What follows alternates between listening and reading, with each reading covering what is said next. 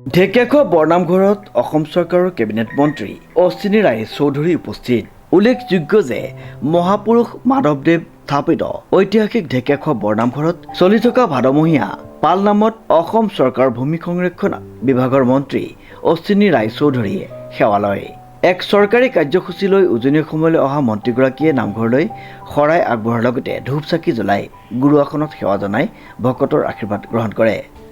আজি গুৰুজনে প্ৰতিষ্ঠা কৰা ঢেকীয়াখোৱা বৰনামঘৰত আজি আহি গুৰুজনাক সেৱা জনাবলৈ পাই নিজকে পৰম সৌভাগ্যশালী বুলি অনুভৱ হৈছে। এইকাৰণে যে পবিত্ৰ ভাদ মাহত আজি দ্বিতীয় দিনা আজি আমাৰ কাৰণে অতি আধ্যাত্মিক স্থল বৰনামঘৰ।